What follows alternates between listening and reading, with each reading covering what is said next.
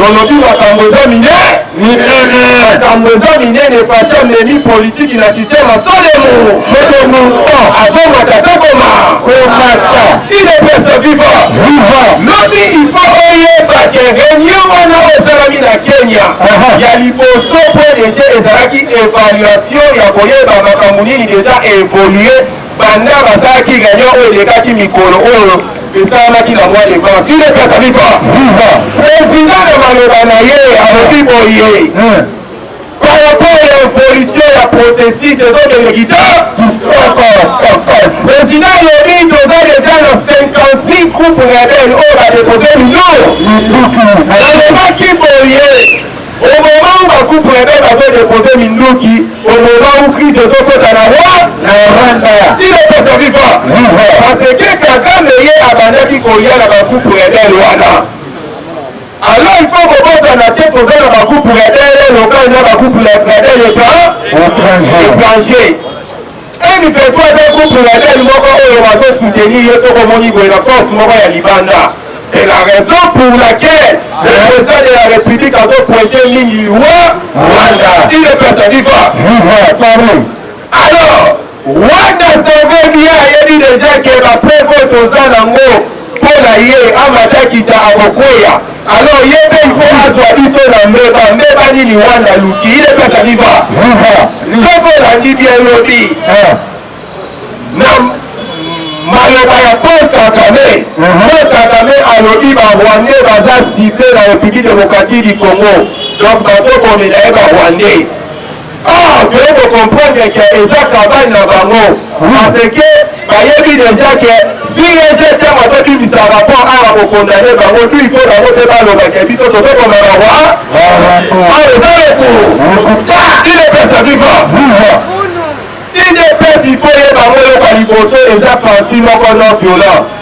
Le pouvoir la mise au sein du le seul parti qu'on dit 1232 ans. Il est personne vivant. 1232 ans. C'est donc qu'il y a la rébellion.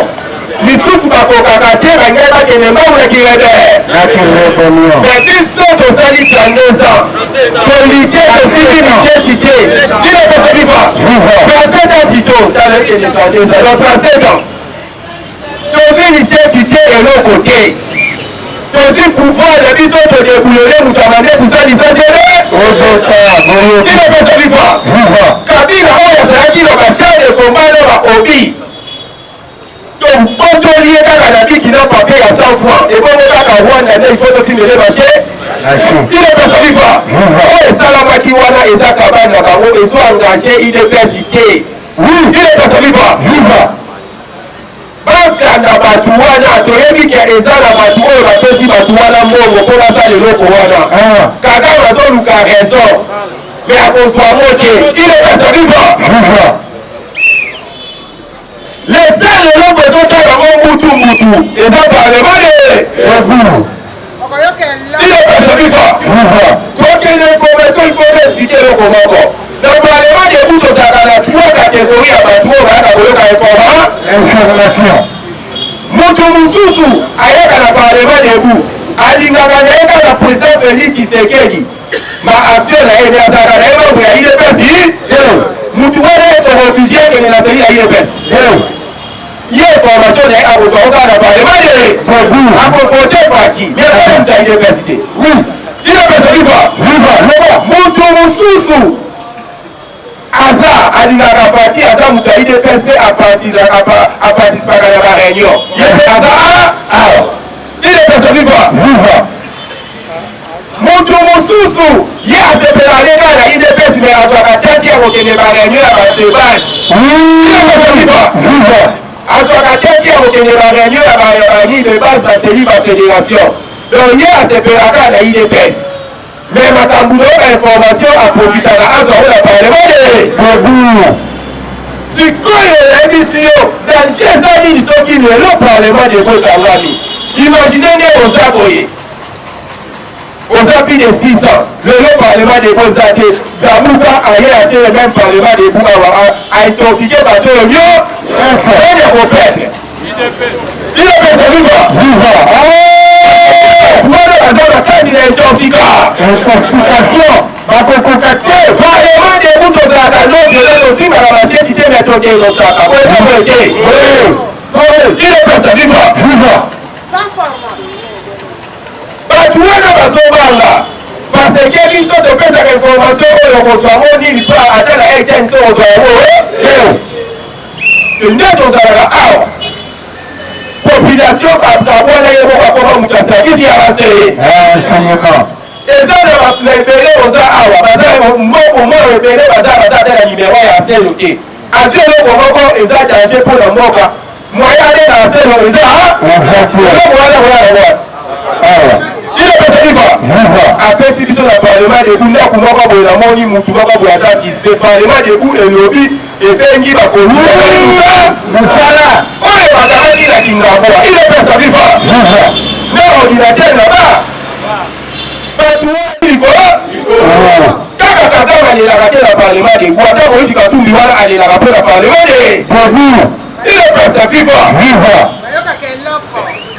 alors kokanga parlement debu ekozala kopesa pasi ya nord na bayini nyonso ya chef de l'État ibeti na loko baza ebele na tokoro ayebi ki okekufa naye na kia moko ozali ya lokuta topetio bagénéral ebele babaunga bakufa ile pesa viva bababadundaka bakufa na likolo ya kia wele oyo ezalaki kia moko ye ake abunda ya solo na nzoka batiete bazawa ile pesa viva mais lelo bino moko bomoni dernièrement tala différence entre soldat ata bakabila waki egere na este na soldat ata bafelisa waki egere na este mais repo bomonaki ankute soldat azowelela abata na avion donc posa kobetaka matu ile pesa viva posa kobeta matuza na biso baoyo tobengaka munduki batobi trop de trop fati fongole kakokolo tokende formation kalaka biso nde babetaka mundu oyo nayebisaki bino koyekola munduki nga na koyekola shaleko ile pesa viva seza elengi lelo nde tokomi kosanti keno elengi ya moko ezobana te ezo peye ekufaki bandakala na badimension tour diplomatie nyonso ekufaki oyo bandeko wana omoni bazolela parce que fatia na politike akorekipere nyonso oyo biso topeda ile pesa viva combien de fois otanga na classe forêt na biso ezalaka deuxième forêt mais jamais otikala kozwa bénéfice nango il faut fatia mpo na chef de l'état ngela akunda te mpona mpe kozwa mbongo na zamba na bi ile pesa viva soki fatia azwaki pouvoir te ye nga koyebake demietilaire aza na nyongo ya biso ya 2 milliards mais ndenge epesa mbongo wana makambo yango ya kingaka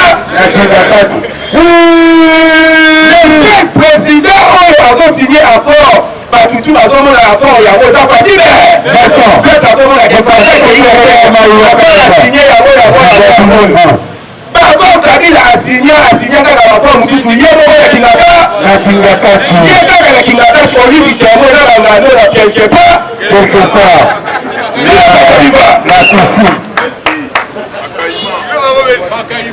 mais biso tokomi komona accord yango oyo fati ake na gfh accord esigname tomoni accord yango esigname ake na grand britain accord esigname yango soki fati azoi pouvoir te ye nga koyebake na mboka na biso oyo tozalaka lisusu te na 80 millions de hectare oyo fati alobaka na ebandi soki kabila deja batekaka 2 millions de hectare ile pesa viva oyo eza équivalent ya 12 concessions forestières na place osala bilanga tekela baétranger il a fallu fati azwa mokonzi nde to bakipere biloko wana ile pesa viva wana bakolobeloko wana te bakangi mulaku nalobi soki biso fati akeka na politike akokanga batutu oyo badigea na koleka mutu moko ta kotikala libre bino moko omoni rapport ya igf wana c'est-à-dire bakokangaka tala mobili après kaka population na otikala batutu badigea oyo chef du quartier mukama tu donc aza koexploite ozalaki wana ile pesa viva yango omoni kimtema malamu pe ekate ba profiter kimtema malamu ya parti ko awo tie na manyo na mai Résumé un peu visionnaire, on a déjà manié comme ça, on a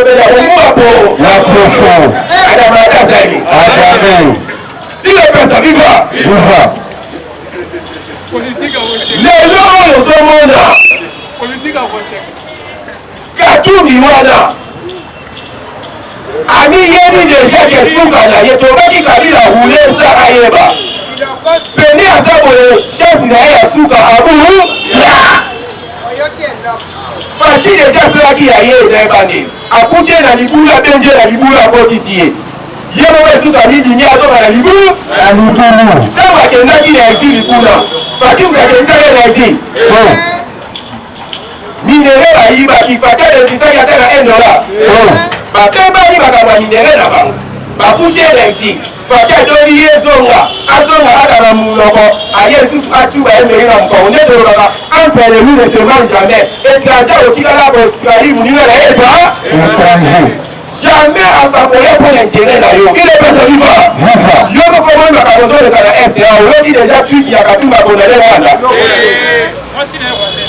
C'est que moi si naenda moi ça kada ça va voir des ataka tout ya bulu. Moi si naenda tout ya bulu. Ala neli ba ko mona mwana kata moi si na mwana mama bulu. Il est pas de vivre. La politique du rire.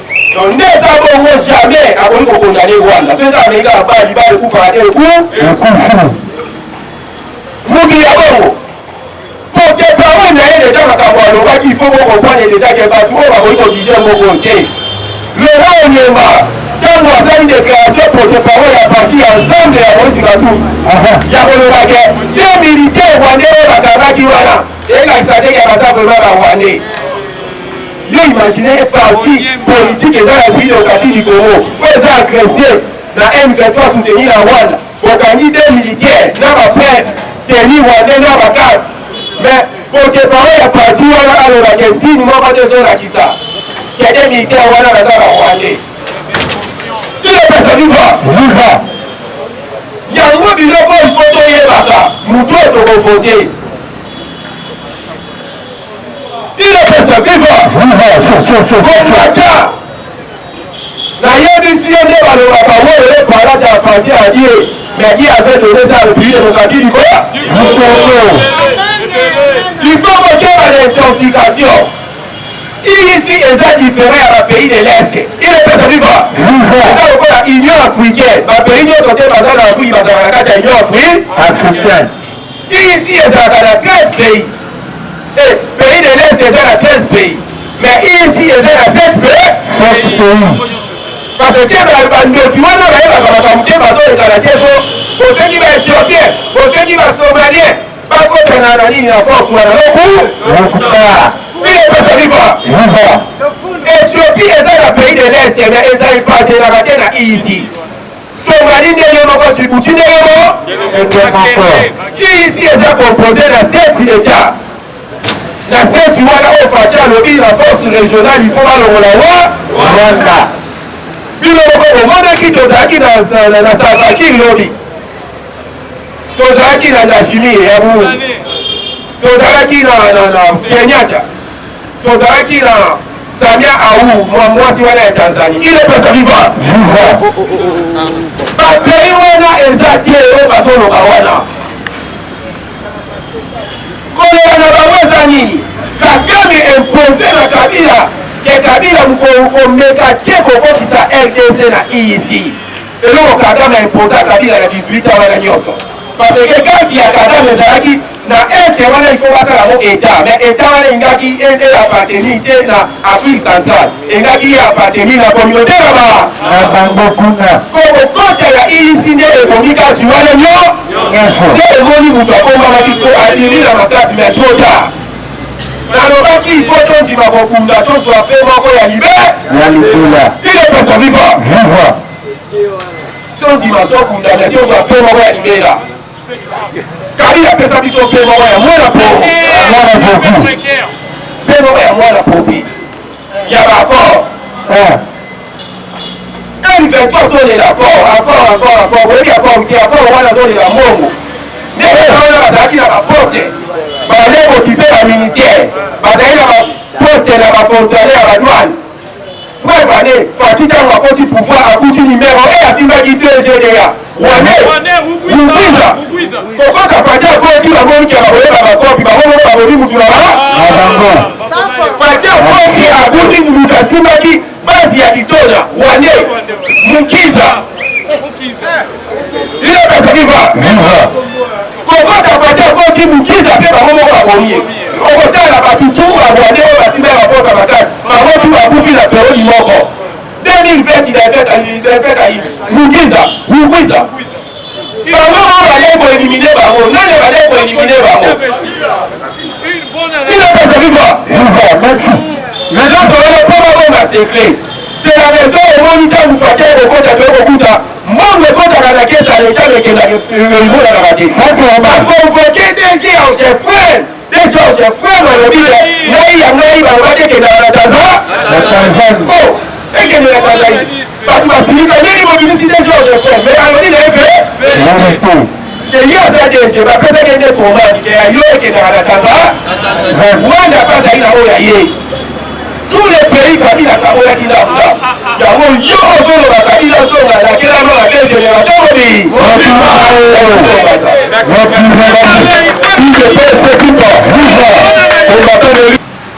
na kati ya discussion Emmanuel Macron amekaki nanu d'abord kotemporiser kosenga bango kimia ezala entre les deux présidents na téléphone mais Kagame ntango azwaki maloba asengaki d'abord epa Emmanuel Macron alobi Tshisekedi jusqu'à maintenant ne respecte pas aucun accord qui a été signé. Il doit bien se vivre. Félix Tshisekedi en son tour ebisaki bango ayebi alobi président Macron andimi alobi kuna na France kimia ezali na Rwanda kimia ezali mais na mboka na ngai kimia ezali te. Comment ça fait-il jusqu'à maintenant bonjour non je ne respecte pas aucun accord mais tant le peuple avotaki ngai nakomaki mokonzi ya mboka nakutaki na mesa accord ata moko te ezalaki signé avec un soubassement juridique. Il ne peut se vivre. Cela veut dire gouvernement congolais ayebi ata accord moko to oyo ezalaki signé parce que ezalaki accord qui a été signé avec un individu po oyeba ke bato wana bakomi balie ya Kabila bakomi balie ya monsieur Paul Kagame c'est monsieur Fayulu moto abana kolobaki Tshisekedi a signé accord na Kagame zoka c'est Kabila qui a signé les accords yoka sikoyo ndenge makambo oleka komata parce que il fallait le nom d'abord parce que olobaki accord wana eza accord nini parce qu'il y a que 3 accords qui a été signé au bato bazolobela premier accord ezali accord commercial mibale ezali accord militaire troisième accord ezali accord diplomatique yoka ndenge barévélation ebili les accords militaires signés entre Kabila et M. Paul Kagame. Est-ce que vous avez un gouvernement? Oui. Les accords signés entre Kabila et Paul Kagame. Ce n'est pas le gouvernement. La République démocratique du Congo a essentiellement signé avec le Rwanda des accords militaires entre 2006 et 2018. Voilà le premier accord. En 2006, tant qu'enfrontement et Salamaki, Jean-Pierre Mbemba va le pouvoir. Tant qu'on va reconnaître Jean-Pierre Mbemba, Nesiko Kabila a combattu président. Mais avant Kabila comme président, il y a la force qui a soutenir Kabila. Il y a militaire rwandais. Mais maintenant, on va trouver Kabila pouvoir, force, pour fragiliser force de Jean-Pierre Mbemba. Automatiquement, comme récompense, au Kabila, il y a comme récompense, il y a comme nationalité. Premier accord, on va faire qui et passer à la Kagame. Il y a pour valoriser la nationalité congolaise. On a des musiques. À part ça, ok, en 2009, jusqu'à 2012, c'est le cas de l'accord signé en 2012 entre Joseph Kabila et Paul Kagame. Toujours Kabila Kagame. Sur le principe qu'une force internationale armée est neutre pour éradiquer les M23 et les rebelles rwandais, les FDLR. Dans l'est de la RDC, patrouille et sécuriser les zones frontalières. Il ne peut se vivre. Voilà ce qu'on a 2012. Kabila Bakeli a signé accord na Kagame. Il y a que tous les rebelles M23, ce qu'on appelle FDLR, par cause de la droit, il y a beaucoup de la rebelle qui va sécuriser la frontière de la surtout. Après un moment, tu dis que Kabila est bon. Qui est pas à Kabila.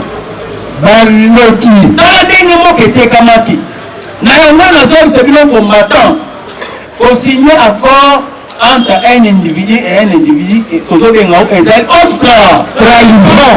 Parce que ce qui est article 213 de la Constitution, article c'est le président de la République qui engage la coopération internationale. Mais une fois, le président a fait une coopération libanaise, Azonga Kanamoga, il y a un conseil des ministres. Il y a un conseil des ministres, il y a une décision, après, il y a un parlement. Parlement, tout le monde Sénat, tout le monde peut l'Assemblée nationale. On peut approuver automatiquement, mais c'est ce que Kabila n'avait pas fait. C'est pour cela que nous avons une autre trahison. Haute trahison. Autre trahison. Il est vivant. Félix, en Kenya. Et c'est là qui faiblesse de Félix Tshisekedi. Tshisekedi est allé leur imposer. Oui. À quel point imposer un mot. Comme preuve. Comme preuve. Tshisekedi a dit sur un mot. Na lingi tena mwana militaire rwandais na kati ya mabele na ezali opposé to ezali opposé sur 7 pays d'Afrique de l'Est bango nyonso bafandi Tshisekedi mpe afandi aimpose bango nyonso mpe bandimi ayebisi bango nalingi tena mwana Kagame na bamilitaire na mabele na ngai mais Tshisekedi azali elombe trouver conclusion balobi à l'immédiat. À l'immédiat. Makambo est insécurité dans le cadre du pays à où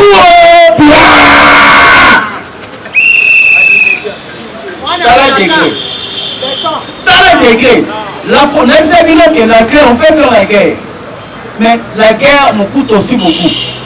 Donc on a tous les bitumba yo kufi musupe ya kufi. Mais au lieu que les sur la voie ya kokeza biluki, on a voie diplomatie. Tandis tu l'as moyen à gagner bitum. Tandis que nous contrôlons petit béton gagner bitum. Sur le plan diplomatique, bien parler. Faire la guerre, c'est pas faire la guerre mais prendre les armes. Non, on peut faire la guerre c'est une voie diplomatique. Dans le degré. N'a pas vu ce que nous combattons, Ndenge et Zawana. Félix Tshisekedi a avantagé déjà. Parce que sur le projet de frontière, il y a qui va présenter sur l'Afrique de l'Est. Il y a qui va pour limiter tout ce qui est dans ma campagne de Bitumba. Je privilège d'abord les liens avec l'Afrique de l'Est. Parce que dans le projet de frontière, il y a qui va après ça, il y a un projet qui passe à la route rail. Pour le na esto nzela ekeye konti Uganda ebimi na mboka mosusu elongo eti ekeye komi na Bazambi na Tanzanie eza initiative ya mukotombolo fajibe beton ovoyage oke est na est wana oseretrouve oke na Tanzanie moyena kokotana na batrain ne projet faki maintenant pour projet wana ese concrétiser il faut d'abord kimia ezala na kati ya ese du pays na yango semaine oyo ezobanda emata ekita bamilitaire ya force régionale na kati ya mabele ya Kongo merci olivaga c'est moi. Nayango na so bisebino ke fois une fois bitumaese o esili automatiquement ezala opposant ezala songolo pakala bakozala te na mabele na biso parce que bakolo bazala na discours ya lukuta bakolo koyebisa peuple congolais ni bitumana ezali pendant 54 ans ekilala kosila te mais lelo Tshisekedi aye palemsenga bitumana esili etikali lokola basabotage mais bituma pour ce moment eza lisusu te eza sabotage Félix Tshisekedi au pouvoir banque ya Rwanda ekomi 0-0 na kesi ya banque ya Rwanda ekomi 0-0 moyen boyo botela bitaye lisusu boyo baminere eza lisusu te une fois kopesa kagame sanction économique na banque na ye mbongo eza lisusu te sikoyo yo yaka obuna na rdc place kofuta militaire mbongo eza lisusu te okofuta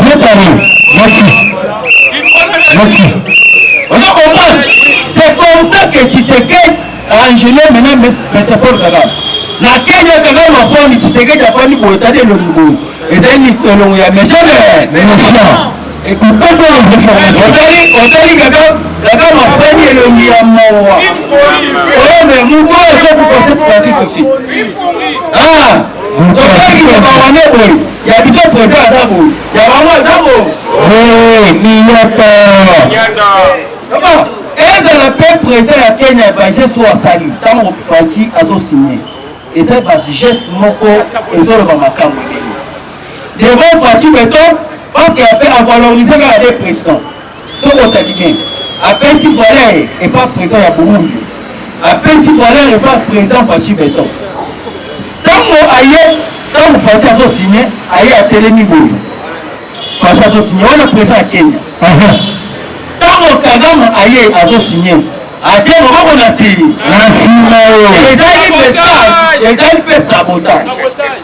Tango président ya Uganda azo signé. Atie pe lisusu moko na si. Président ya Soudan tango aye akayi maboko boye. Liboso boye. Akayi maboko liboso boye. Ezali déjà ba message pour apesa. C'est pour vous dire que Bazan a qu'à valoriser les deux pays, Burundi et la RDC.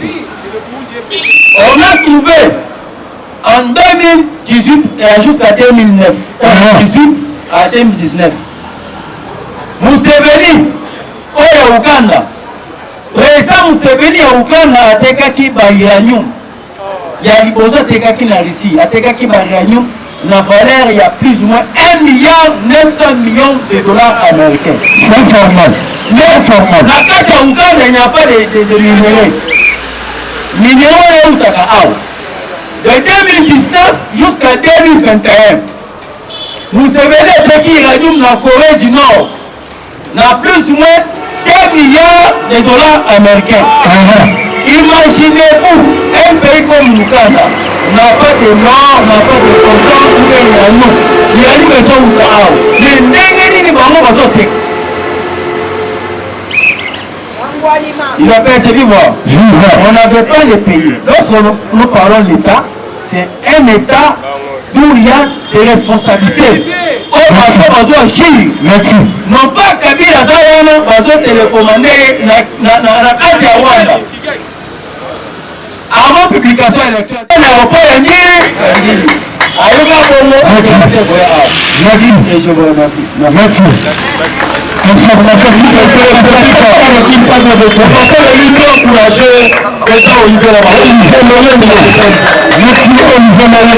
Le parlementaire debout, rien que il te pêche. Le parlementaire debout, rien que il te pêche. Le parlementaire debout, rien que il te pêche. Le parlementaire debout, rien que il te pêche. Rien que il te pêche. Rien que il te pêche. Fatine-toi, éclair soleil. Maintenant, dans un côté, ils sont Mazakilé.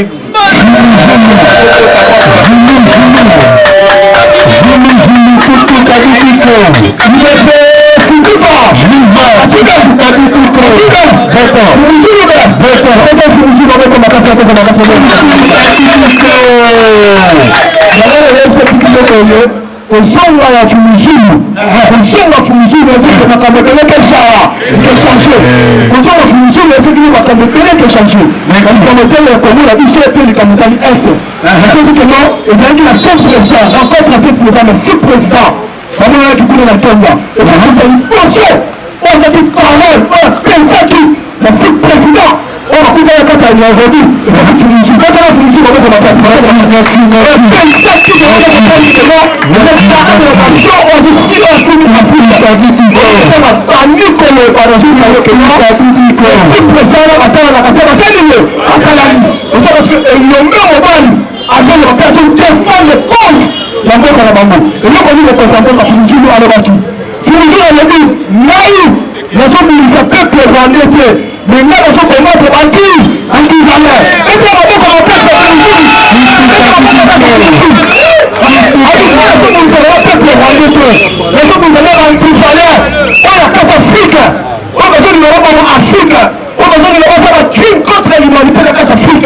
Mais là, on se commence à bâtir en disant et puis on va commencer à faire mais quand vous les êtes présents à telle fonction de la zone avec détermination, il faut prendre le pouvoir et si on va faire un certain beaucoup. Pouvoir, on sait que nous avons telle fonction et puis conclusion, je ne sais pas qui conclusion soukra. On va faire en Uganda, en Kingabika, on va faire un papier pendant. Ensuite, Tanzanie, on va faire un pendant. Ensuite, présent sur la Yannis, on va faire un pendant. Mais ce qu'on va toucher, et puis on va lâcher, et puis on va faire où sécuriser la carte SNC, on va faire la Kenya. Il y a la Kenya, et ça dit sur la mer américaine. Et quand on va voir qu'on va casser, on va voir la Philippines. C'est pour ça aussi, quoi. Il y a la chose qui est originale, Uganda va faire un pendant. Ensuite, Tanzanie va faire un pendant. Même nous, toi, tout le temps, on va faire la Kenya. La Kenya. Maintenant, on va faire l'issue de l'Américain. On va comprendre le retour du président de l'OTI. Alors, parce que l'Américain, le retour à Francis Cantor, c'est la zone là, donc nous nions la Est. Et lui, même, on va préparer quelques présidents d'Afrique, on va préparer même. C'est-à-dire, avec qui conférence du Cameroun, moi, vous l'avez tout, avec qui conférence du Cameroun, et puis moi, tout Paris, avec qui conférence du Cameroun. Non, on va faire le matin. Et donc, il m'a laissé confier à eux. Je vais dire qu'il faut que nous qu'on finisse. On va finir dans 3 à 4 ans. Mais, à sa façon, on va comprendre. Nous avons profité de l'Économie Est. On va finir dans une ville. On va finir la carte de génocide. On va finir la carte de contre l'humanité. Mais mon gouvernement a finir avec qui rien n'est mis. On va voir qu'on va dire pour cette carrière. Mais nous avons qu'on va passer pour le finir.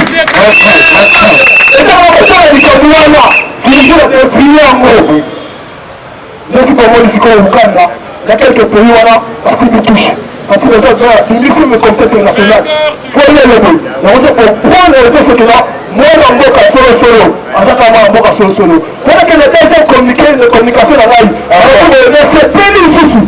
La roi belge, la mission que non, est possible à donner intérêt. Nous, il n'a pas dit qu'on n'avait pas la information. Et puis la mode que non, va donner des chances. Même moi, je fais l'eau. Je ne vais pas mouiller. Mais quand on va faire l'eau, je ne vais pas mouiller. On a là, c'est que nous, on va donner des chances. Dans ma place, là, on a là. Si quelqu'un a dit qu'on va pour le monde, si ma théorie, il y a une cara, on dit que changement, je vais faire ma tout. Il y a un secteur mieux pour le monde. On y met la bêche, on se fait ça. On va juste la société dans le sud. Donc on se fait l'eau. On se fait le cinéma rwandais. On se fait le cinéma pas Kabila. Après ça, on se fait. Et donc il Kabila va voir là on y. Il faut comprendre que quand tu es en Rhodesh, nous on va dire Rhodesh, c'est qu'il y a du Cameroun. Rhodesh, il faut un changement en société. Donc la société, on va casser le compte de la mort à la RDC. Et puis aussi dans l'Afrique, et donc on a travaillé là, et donc on a changé là, et donc c'est créé le jeu de la couleur pour la télé. Et il y a ce qui m'a pas Kabila. Et on se comprend, nous on va échanger la construction Rhodesh, on tourne le côté comment, on comprend, c'est ça qu'elle a dit, nous faisons à qu'on est là, on continue à mouiller. Donc on comprend que des mots comme eux, et ça après le Congolais, et ça va Congolais sans plus, 100%. Et ça on va pas faire la donner. On se comprend. et ça c'est lui qui l'a bango. Le commis l'a bango, et puis c'est toujours qu'il l'a bango, va mélanger André. On se fait la mieux qui m'a la conclusion. Ok, on va dire du coup vendredi, mon Kozamoka, ancien à 10 minutes. Quand on est avec le sérieux. 10 minutes, mon Kozamoka va faire un bango. On est ministre du transport, on est ministre il y a transport, il y a sport. Donc, tous les gens ministres là, on a même la campagne, la casse, on fait des très la casse. Et parce que vous avez la facture de toi. Les ministres là, le ministre de l'économie, le ministre social. Le ministre facture de toi, c'est savoir qu'il est venu de défendre avec moi qui est mort. Et que l'eau, quand on a eu 5 mois, même tout passé, même la 2003, comme on a dit, et que moi, on va tenir que changer. Même dans la tête de vos consommateurs, vraiment, il y a des gens qui kila mkumase Yesu okabila Afrika makomera bwana mkumase pendo kwa matendo ya pesa mkumase ndio unataka kufikisha kwa leta kwa sababu ndio hawa taniko yuko leo kila mkumase kwa mambo c'est tietre okabila Afrika wazee kama na wito mwa ukumwa partout le commandement et que ça va passer à Yesu et dans la société et dans la mandataire et dans mkumase makomera bwana on peut pas l'élection mais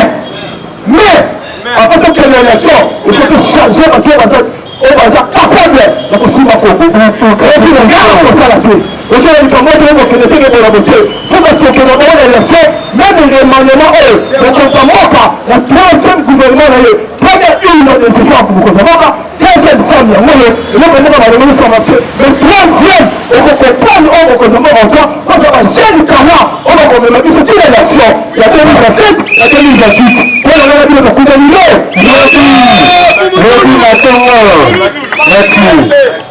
le père se vit pas. Je vais comme Singapour Mouzoula respecter elle.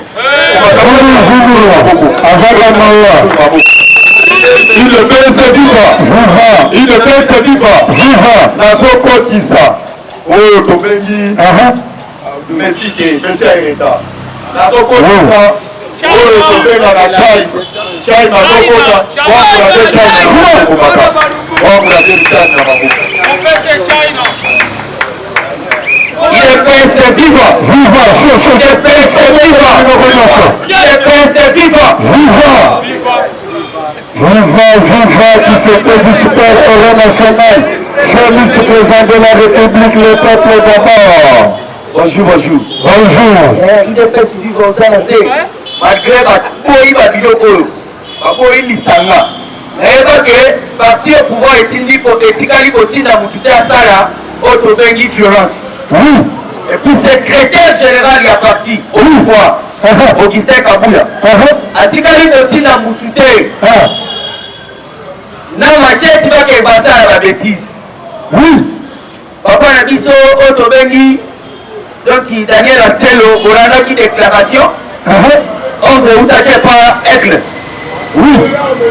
Alors vous devez comprendre que non, par rapport à la température, il y a un moment qui est la Rwanda. Pour la minute, vous devez comprendre tout le vote le bâté. Le vote le bâté. 357 soldats rwandais. Abandé sont déjà. C'est pas ma bonne macasse. Abandé bon,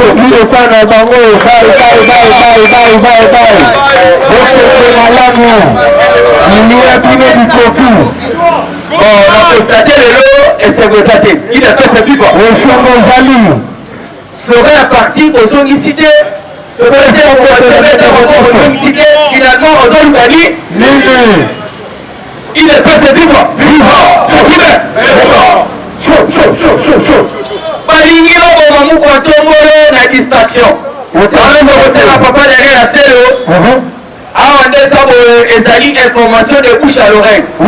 Information mususu et ya kabozwa kamote. Mais ça même le loco pour me comprendre. Il faut te faire comprendre. Parce que non, nous sommes où nous sommes des wapi, nous sommes pour avancer, pour aider pour matin. Mais par rapport au comprendre que nous sommes infiltrés jusqu'au dents. Jusqu'à la moelle épinière. Jusqu'à la moelle épinière. Mais les gens n'ont pas si mot de dépôt, on va Mali. Personne de ton ami me remet ce bonjour. Bonjour.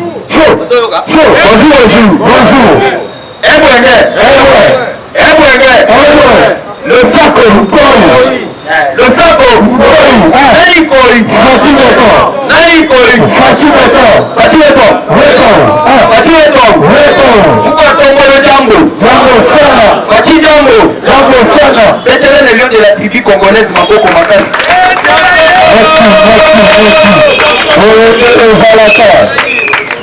Mko Tongolo c'est le moment, il y a tous les généraux en évacué. Il y a une violence, il y a aussi ma machette. Et puis, il y a un peu de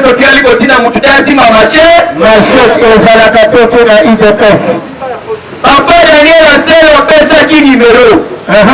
Au mouvement suspect. Il y a pas Rwandais. Oui. Au moins agitation. Ozala na Kimbantseke, ozala na Ngili, ozala na Ipen, ozala na Barumbu na Lemba. Obeni la police yemoko et quoi qu'on s'en chercher. Alors bachelo peut-être bomoni basimbi machette wana baza bataille de peste. Puisque quelque simba même na docteur Denis Mukwege a fait une déclaration très en colère. Alors il peut dire que le corona mais papa Denis Mukwege dit sur une peste. Faisant partie à non-violence. Augustin Kabouya, depuis un salaire Nikodor, il y a parti. A Tigala, on dit ça va. Même la présidence de la République. Sans le loco. C'est l'amour. Tout le monde est raté. Un élément M23 qui a fui ces groupes terroristes soutenu par le Rwanda, vient d'alerter sur un complot que la hiérarchie de M23 était en train de planifier pour attaquer la présidence de la République d'ici la fin du mois de juin. Donc, Kapal Rwanda est là qui est ça la matin qui sous Kanamon est là qui donc le 30 juin. Donc, il y a le élément de M23 à qui le mouvement. Ne va pas juillet, avant de couper ça, c'est le sébat. Voici ma révélation. Alors, il capable de regarder pour Bongissa. Yoka. Selon lui, son chef d'opération a échangé avec un député national. Papa, ma maman, qu'est-ce qu'il y a pour moi vraiment? Il est pas vivre. Donc, selon lui, son chef d'opération a échangé avec un député national. Au nom de l'honorable Mwanga Chouchou Inzi Edouard. Député na kati ya député de Bomatini Congo Merwa.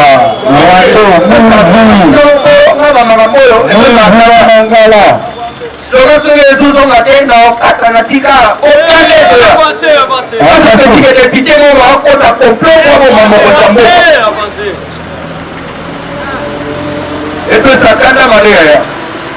Comment les alliés Mwanga Chouchou Inzi Edouard Rwandais Moulé qu'il est rassuré, qu'il n'ait pas peur car les officiers tous des FARDC vont les aider à contourner le plan des FARDC et le plan d'attaquer le président Félix Antoine Tshisekedi Tshilombo sera bientôt mis en application avec l'arrivée des mercenaires rwandais, donc avec l'arrivée massive.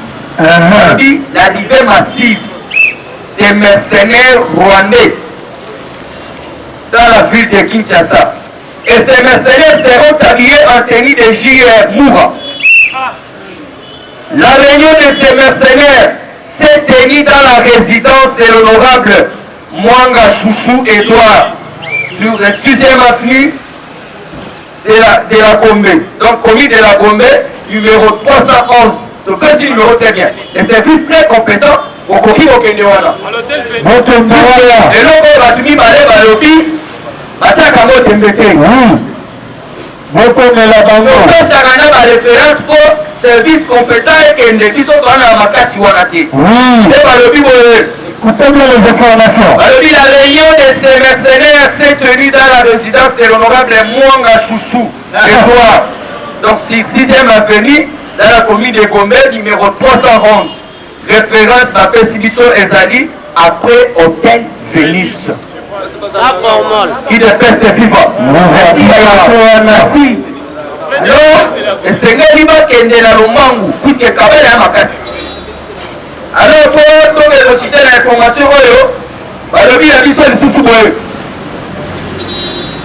Pour awa makambo ezebele il faut qu'on clarifie. Lelo kutu toyaki na papier te puisque toalaki na keba. Sate par rapport à bamesire oyo epesamaki lobi. Yango wana bomoni bolingo ya mboka na mukwa tongolo nde tolobi toyekisa nano information oyo.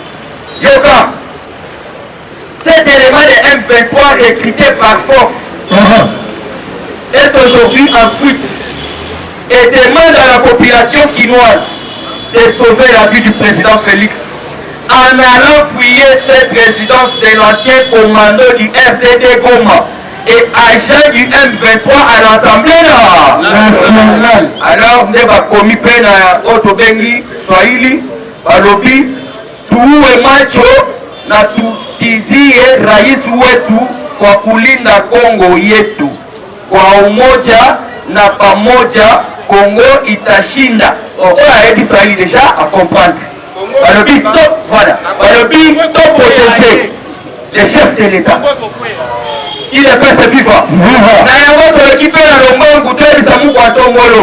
Il est temps, on va le faire quand il est chaud. Voici comment les soi-disant Katanga et Hippolyte Kanambe avaient préparé l'occupation du Grand Congo par les petits Rwandais en moment. Tout se fait tout dans des postes clés. Il était tout nommé par Hippolyte Kanambe. La minorité du Rwandais occupait effectivement des postes de responsabilité au niveau national. Ils sont majoritaires dans l'armée congolaise des FARDC. Au lobby de l'État, que le président Massakile Mabo Salaki liste. Alors pour Salaki a effort, il est peu vivant. Pour Salaki a effort, la biso, au total, il a dit quelques généraux, 10 militaires au Basali. Oh, tu vois, ça nous prend ton bolo. Tout ce qui va, il faut marquer. Général Aliboso Boyoka, le général Jean-Guy Fekete, Ouazali, auditeur de l'armée, c'est lui le haut magistrat militaire, mais rwandais. Le haut magistrat militaire, général Jean-Guy Fekete, rwandais. Tozala Moussoussou, général Massouzou est commandant adjoint à la 10e région militaire de Bukavu. Général Mazan la 10e région militaire à Bukavu, Azali Rwandais. Général Malik Kincheje a été nommé inspecteur général de l'armée, ex-G4, FARDC Kinshasa. Donc à ça. Malik. 4e général Azali, général Obed Wibazira, commandant de la 5e région militaire à Kananga au Kasaï occidental. Yokande va infiltrer. Il y a aussi le général Moustapha Moukiza, qui est commandant de la base militaire de Kinshasa au Congo, au Kaki. Et ce qui est au Congo, Moustapha Kamango, les alliés général Moukiza.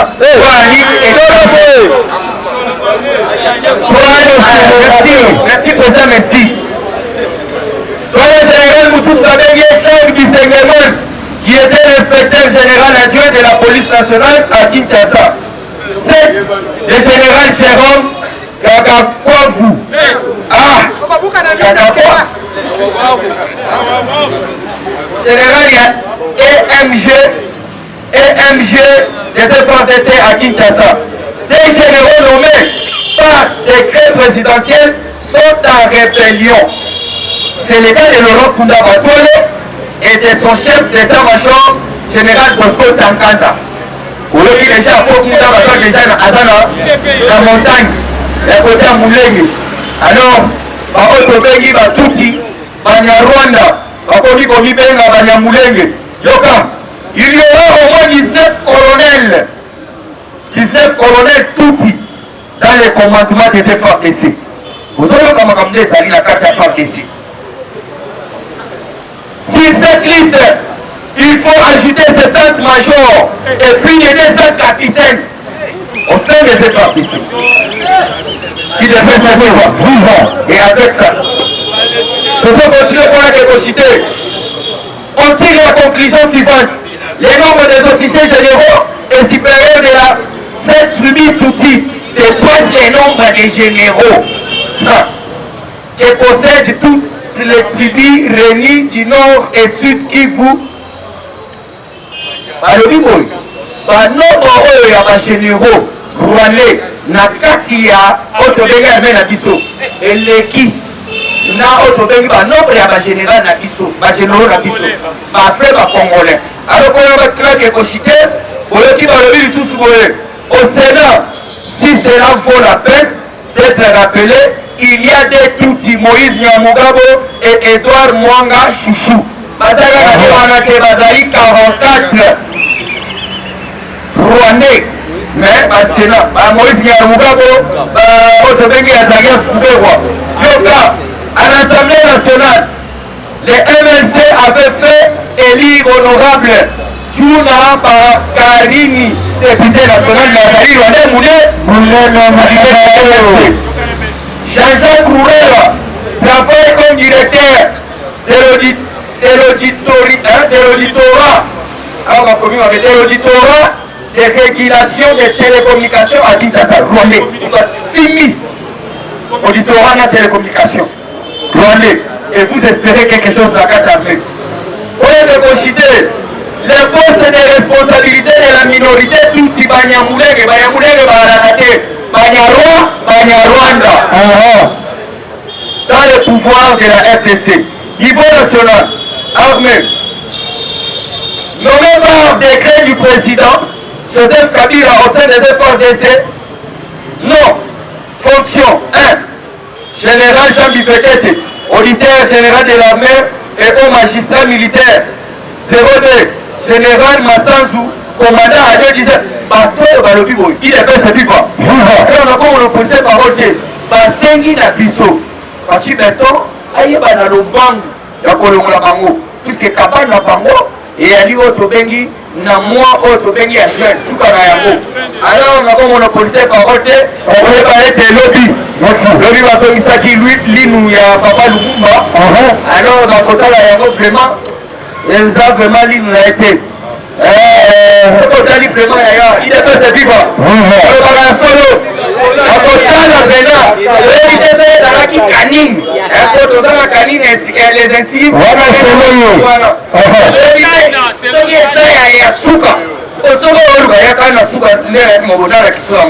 alors vous devez comprendre que le vivre qui yango famille ya Lumumba asepelaki na kozwa yango ndenge ye awa et c'est pour la toute première fois Fati a promis, Fati a réalisé. Merci président, merci pour le respect de l'air. Il faut consacrer l'information. Parce que dans qui va faire l'autopsie, la découvrir l'île c'est à 4 à Lumumba. Si tu as manipulé, il fallait qu'on gagne la police. Merci combattant.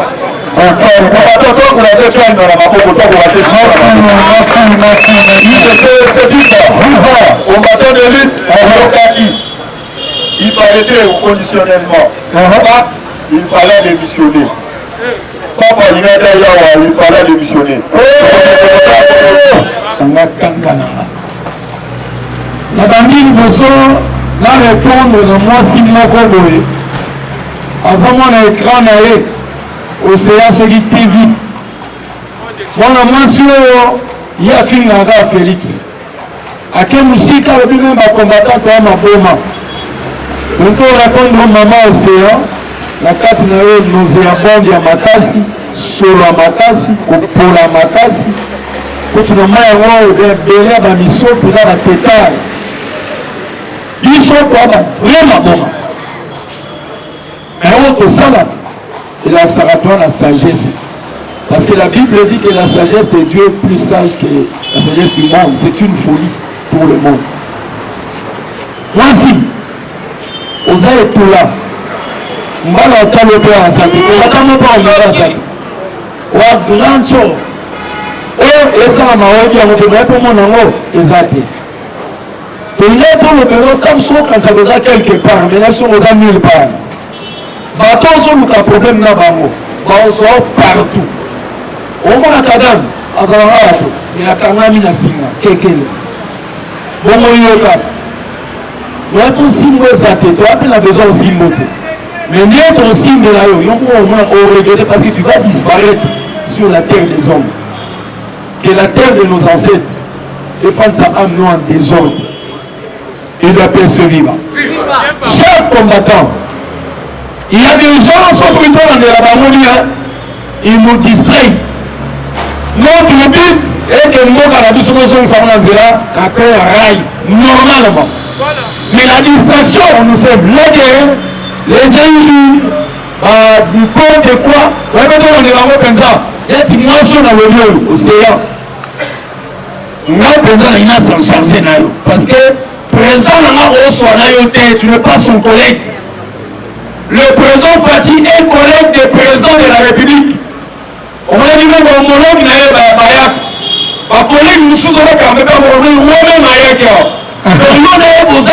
même pas 1 centimètre homme et à doigt. Même pas 1 millimètre de Roussalomia. Donc tu as des choses autres béton bien.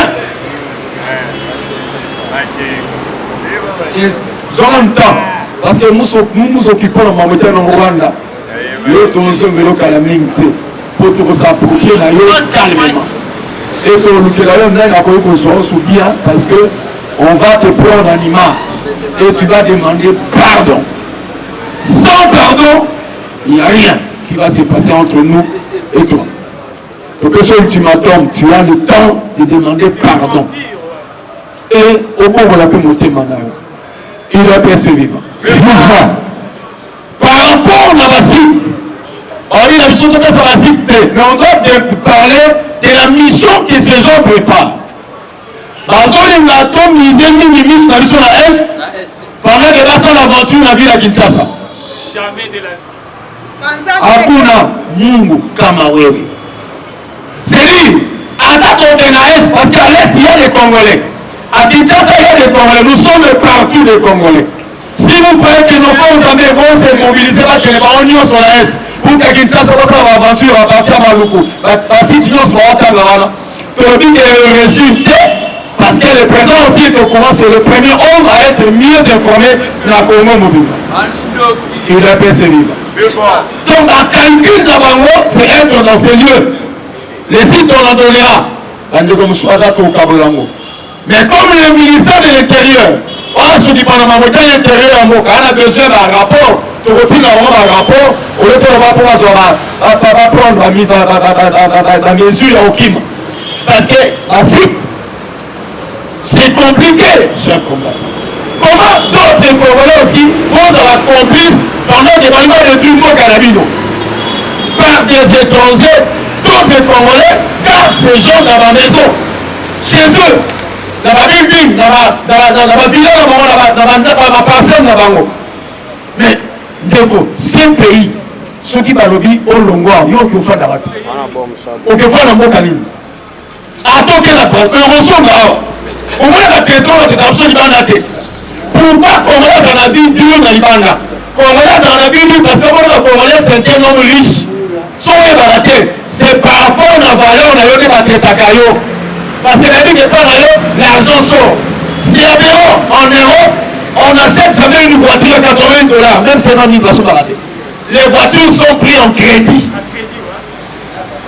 Il est pas vivre. Mais chez vous, vous achetez 100 000 $. Au moins, la vie, vous êtes riche. Ce qu'on a traité la vie dur par rapport à vos anangos. Ce qu'on vous dit, à Tétagon, il y a même des patrons. Il y a des patrons. Mais soit combien, il y a des patrons par rapport à quoi? Ceux qui viennent travailler ici, les Indo-Pakistanais, même les Chinois, ce sont des prisonniers là-bas chez eux. On les envoie ici travailler, l'argent qu'on paye, ça ne rentre pas dans leur poche, ça va chez eux au pays. Merci. Et donc, vous, les policiers, aux galop, on a un prisonnier. Et tu l'appelles boss. Là, vous êtes pas dans la mer, dans le patron. Comment même vous dites patron, vous allez prisonnier? Un pauvre. C'est un pauvre. Pourquoi on va dire que ça va magasin, il va recevoir un membre dans ma ceinture. Il y a ma dollar. Mais je vous dis, il y a des images. On va d'ailleurs, on dit son deuxième membre, on l'a fait la caisse à dire, avant même on a fait, la loquette toi. Azoïba, place à la salle, ça. Mais on va comment pour un gobelin on peut te chasser au boulot pour un gobelin? On te licencie. Il ne peut pas se vivre. C'est-à-dire, au Congo, nous avons des problèmes sérieux. On arrangera. Pour la basite, le président de M. on sait que pour la basite, on peut savoir que le mobile qui va être déplacé par la police, qui va militer dans la Est, après la salle aventure A. Parce qu'un foyer pouvait sortir, elle va dire que je m'autoproclame président. Ah, ma autoproclamation de présidence, exact. Il a fait état de siège. On doit demander à Papa Mosso de libérer les dossiers. Les dossiers de l'état de siège, c'est énervant parce que le gouvernement a fait sortir 74 millions pour l'état de siège. On a pu dépenser que 21 millions, les 53 millions portés disparus. Mon Rwanda, il faut ça dire, et mon nana. À partir du Parlement, on élit la vérité, état de siège. Nos militaires doivent être nourris. Parce que par exemple, pour la guerre, il faut la LIA, il faut la Zongo, il faut la Landa. Comment être l'argent comme il portait disparu? 74 millions, il n'y a que 21 millions, mon ami. 53 millions pays, Wapi. Il est peu vivant. Donc, c'est de la terre, moi, ma soldat, il faut moi dans l'état de siège. Il y a moi, tu vas sur moi, pour nous amener nos soldats et mon nana. Il faut les encourager. Il commande pour nous, il commande pour la nation, il se sacrifie. Il verse les mêmes leur sang pour la cause noble, juste et valable. Et que la Congolais va la Congo pour protéger la Mboka Karabango. Mais parce que les militaires protègent le territoire national. Il a fait ce vivant. Et moi, Moussous, pour limiter un membre, il y a drone militaire et bima. Parce que si nous ressemble à drone militaire, ok, ressemble à drone civil. Drone civil, c'est encore l'image. Il est fait ce vivant. Nous sommes partis ces argents pour limiter clairement. Défense, ministère de la Défense, primature, comme nous sommes morts, il y a drone militaire. Il y a drone militaire, pas drone civil. Drone civil, ils ont attrapé à image, captable. Le drone militaire peut aussi lancer le missile. Merci papa. Cet argent portait disparu le drone et l'humanité. L'argent était déjà sorti. Merci. Il a fait ce vivant. Cher commandant, je vais notifier quelque chose. C'est dans les livres. Alors, je remercie mon président. Au moment que ceux qui Kagame le gars Fukami, de toute façon, Banga, pour le commandant suprême, a fait appel au 31e brigade paramilitaire, vous dites militaire commando. Donc, 311e, 312e, 313e bataillon. Rappel. Écoutez bien les informations. Combattant, nous, comme on est congolais, au monde dans mon ballon.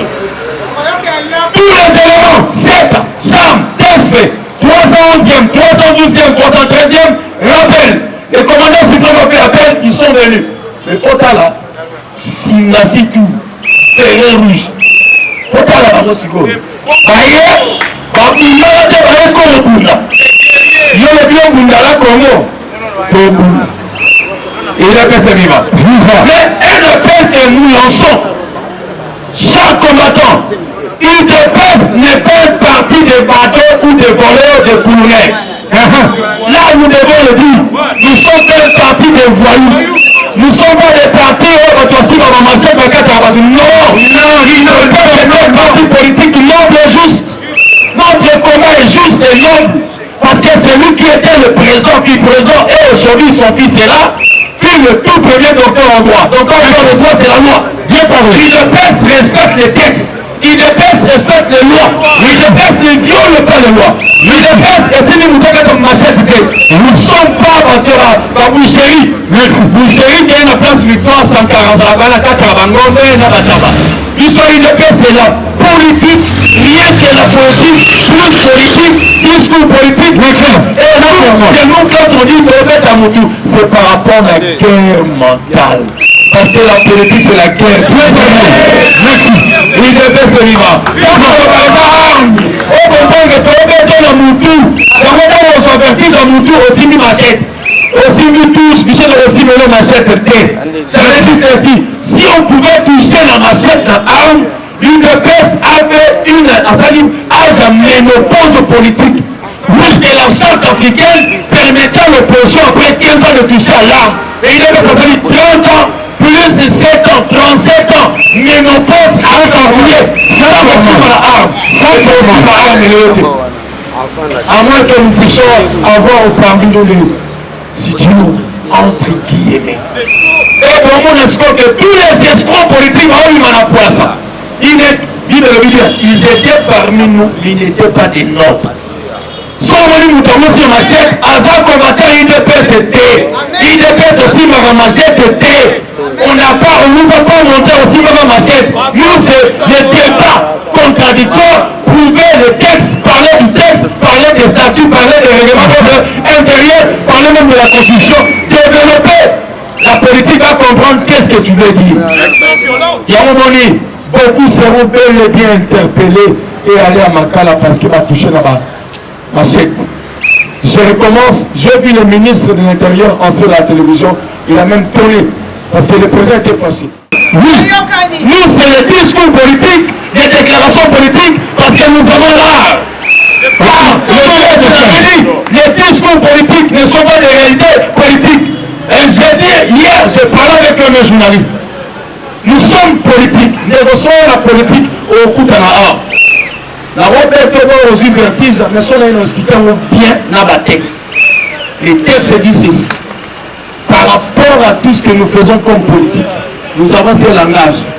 La parole de Dieu n'est pas plus déclenchée. Quand on dit la parole de Dieu n'est pas plus déclenchée, non, mais quand ça sonne, ça sort, ça coupe, et puis aussi la porte.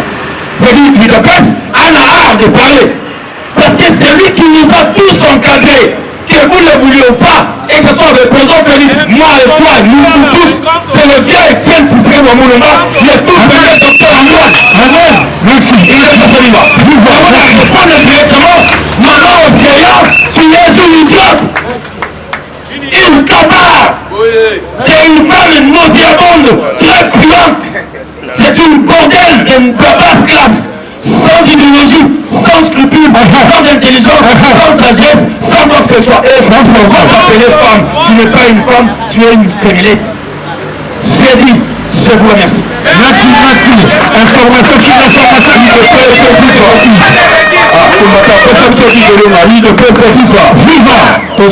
sa procureur. Ok, procureur à son quota. On va encourager le procureur dans ma boucle.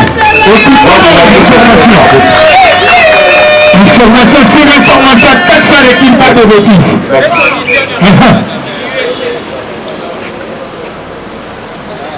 Chaud. UDPS, c'est viva! UDPS, c'est viva!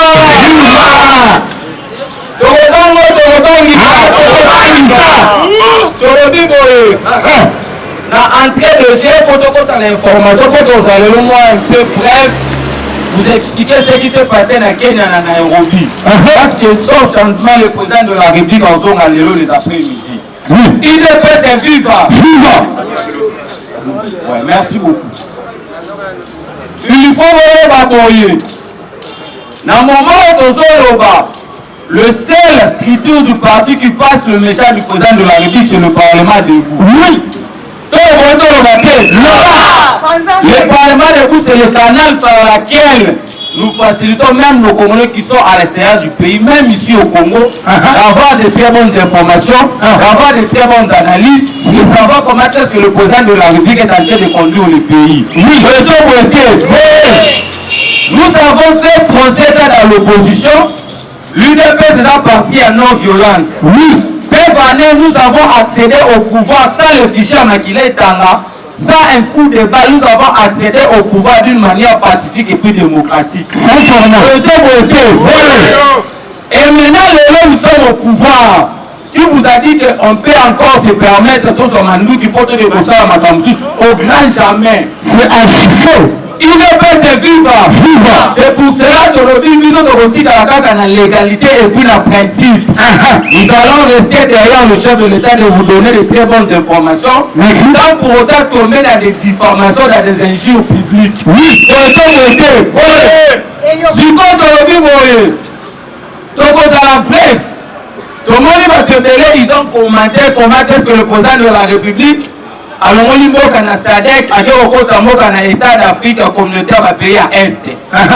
Vous deviez savoir ceci.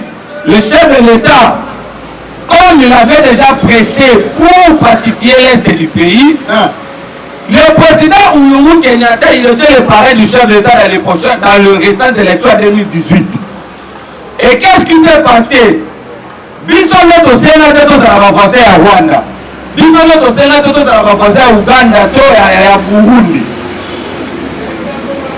Et maintenant, le chef de l'État, alors qu'il est prêt pour faire en sorte que Mota Nabiso est à la Kimia. Prévenez, vous avez vu qu'on a signé les accords à la raffinerie à Ornabiso en Ouganda. C'était au nom de la paix. C'était au nom de chercher à pacifier et pour l'intérêt général de la population. Mais comme Kata n'a jamais compris le chef de l'État, c'est pour cela que vous avez vu en suivant Joseph Kabila qui n'a coalition avec CCK. Le président de la République a dit que non, Kabila c'est mon partenaire. Kabila de l'expérience et tout comme ça, mais Kabila n'a eu pour son sort. Vous avez vu Kabila a été mis hors d'état de nuit dans la gestion de la République. Vous parlez. C'est pour la première fois depuis que le Congo est Congo. Aujourd'hui, nous avons une usine à raffinerie à Bukavu. Il ne peut se vivre sous le haut patronage du président de la République. Donc, finir avec les accords signés avec le Rwanda. Mais ce qui est sûr, parmi les comptes rendus au Bimaki Lobby, je vous dis ceci, il y a eu des photos circulées au moment où il est en train de signer. Les gens ont mal interprété. Dans State House, dans le palais présidentiel, il y a Kenya dans Nairobi. Avant la Kokota, c'est notre traduction à Kenya qui a signé un livre d'or. Ce n'est pas les accords qu'on a signés. Les livres d'or, parce que vous avez vu le président avait signé. On a tout, vous avez vu le président du Burundi, même Kagame. Et on a eu un compte rendu à disant ceci. On va déployer une force régionale dans la sous-région de la province à Nord Kivu, aussi Kivu et puis la Ituri. Mais sans l'armée rwandaise, il ne peut se vivre. Je vous avais dit déjà, avant mon candidat Kenya, il avait tapé la main sur la table en disant que non, il est prêt pour le déploiement à force régionale, mais sans l'armée rwandaise. C'est ce qui a été signé hier. À condition, donc, au moment où nous sommes en train de parler, tous les pays à sous-région vont déployer force dans la régionale, dans la province où ils ont attaqué, mais sans l'armée rwandaise. Là, c'était le jour du président de la République. Et pour vous faire voir quoi, nous et le Rwandais, on doit en finir avec l'histoire de l'insécurité à l'est du pays. Oui, c'est pour cela même, parce que tous les signes en politique, ça compte. Oui, vous avez vu l'attitude du chef de l'État. Le président de la République a fait le président à Soudan du Sud. De l'autre côté, vous avez vu au Miné, il y avait le président Uhuru Kenyatta Kagame et puis le président Museveni. Parce que la présidente de la Tanzanie a quitté. Mais tous les signes en politique, ça compte. Oui. Vous avez vu comment est-ce que le chef de l'État a posé là Uhuru Kenyatta. Parce que Uhuru Kenyatta, la personne qui lui a pris la politique, c'était pas fait, c'était de la Moulumba. Oui. Uhuru Kenyatta, c'était le parrain du chef d'État dans les récentes élections 2018. Et maintenant, actuellement, ce qui se passe dans notre pays, vous devriez savoir, il y a des gens jusqu'à preuve de côté n'ont pas encore fait même un petit communiqué en condamnant l'attaque et l'agression. Il y a Rwandais sous la téponie, ça va 1-23. À commencer par Moïse Katumbi, à commencer par Joseph Kabila, à commencer par quelques leaders politiques doutés de leur nationalité. C'était une complicité pour les calculs politiques et puis électoraux. Mais actuellement, vous devriez savoir ceci. Nous allons en finir avec l'insécurité. Parce que trop, c'est trop. Le Rwanda doit comprendre que Tshisekedi n'est pas égal à Joseph Kabila. Bien parlé, merci. Bien parlé. Il ne peut se vivre.